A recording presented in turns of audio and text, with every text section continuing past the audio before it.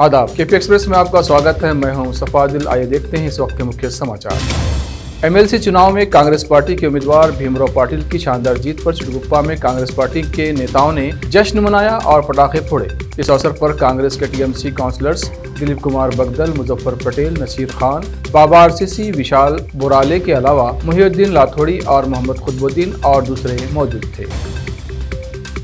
बंगाल के पूर्वी बर्दवान में रहने वाले एम्बुलेंस ड्राइवर शेख हीरा को लॉटरी में 1 करोड़ का जैकपॉट लगा है और वो देखते ही देखते करोड़पति बन गया।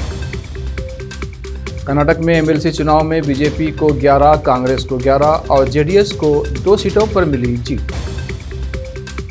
आज देश के सर्वोच्च नागरिक सम्मान भारत रत्न से नवाजे गए लौह पुरुष सरदार वल्लभ भाई पटेल की पुण्यतिथि है। सरदार वल्लभ भाई पटेल की पुण्यतिथि के अवसर पर प्रधानमंत्री नरेंद्र मोदी समेत कई नेताओं ने उन्हें याद किया और श्रद्धांजलि अर्पित की। चुनाव में ही आती है गंगा की याद। पीएम मोदी पर पश्चिम बंगाल की मुख्यमंत्री ममता बनर्जी ने कसा तंज। बनर्जी ने ये बात मोदी द्वारा वाराणसी में काशी विश्वनाथ धाम का उद्घाटन करने से पहले पवित्र नदी में डुबकी लगाए जाने के एक दिन बाद कही है। ओमिक्रॉन के खतरे के बीच मुंबई की 80% आबादी को लगी कोविड-19 वैक्सीन की दोनों डोज। उत्तर प्रदेश और पंजाब समेत 5 राज्यों के चुनाव तैयारियों की समीक्षा के लिए आज 15 दिसंबर से चुनाव आयोग का दौरा शुरू होगा। पंजाब 15 और 16 दिसंबर को चुनाव आयोग की टीम दौरा करेगी। सेक्स वर्कर्स को तत्काल वोटर आधार कार्ड दे सरकार, राशन भी मुहैया कराए केंद्र। सभी राज्यों और केंद्र शासित प्रदेशों को सुप्रीम कोर्ट का निर्देश। शीर्ष अदालत ने गैर सरकारी संगठन दरबार महिला समन्वय समिति की याचिका पर सुनवाई के दौरान ये निर्देश दिए। बच्चों के लिए अभिशाप बनता जा रहा है मोबाइल फोन का इस्तेमाल। Rajendra institute of medical science की रिपोर्ट में किए गए चौंकाने वाले खुलासे। दिल्ली की हवा में घुसा और जहर, पहाड़ों पर बारिश और बर्फबारी से बढ़ी ठंड। राहुल गांधी ने लखीमपुर मामले की एसआईटी रिपोर्ट पर लोकसभा में दिया नोटिस। केंद्रीय गृह राज्य मंत्री अजय कुमार मिश्र टेनी को बर्खास्त करने की मांग।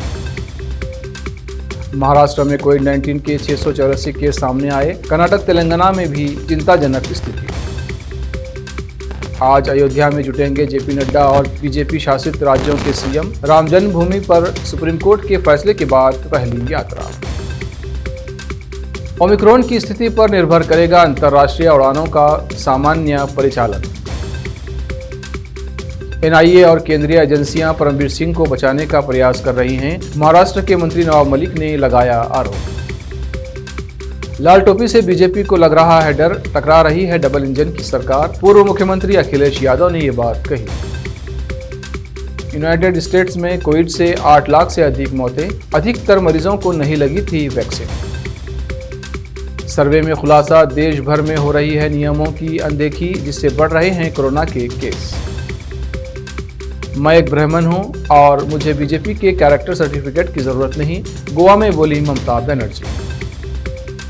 हांगकांग के वर्ल्ड ट्रेड सेंटर में लगी आग, अंदर फंसे हैं 300 से अधिक लोग।